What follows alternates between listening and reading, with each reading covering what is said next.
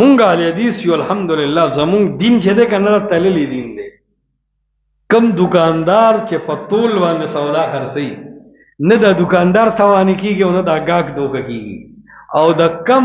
کلی دکاندار چې سکیل او تله وګرځولا نو د مقتدی به کله سټ کې والی کیږي گاګ کله به د دکاندار تاوانی کیږي د احناف او د مولانو لوی مرز داده چې د دکانونو نه د عالمانو تله ورزولې ده او د مقتدیانو لوی نقصان داره چې کم دکان کې تله نشته نو هغه ته وړي د قرآن او سنت مسله نو په تو کې ولا بوجاړه کړه د جهان سب کې راغلي پیګه بکم د حاشیه بکم دي شیرونه بکم دي د جمجا باچا کیسه بکم ده د مشکات حاشیه بکم ده ازه بزه ویل د قرآن او د حدیث په روایت باندې ګندلم دا په څټ کړه دا والا چې کور دروړې راغی کې هر شی شته دا ځنګل خشاک دی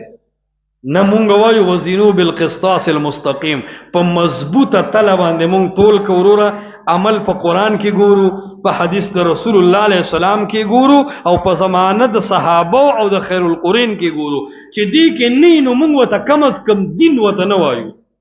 فرض واجب سنت مستحب درجه ولا نه ورکو کو دنیوي شی وایو دا امور انتظامیه دي او که دین څوک غني مونږ وایو دا بدعت ته کټاس دغه خبره بیا پاتې نشته بلا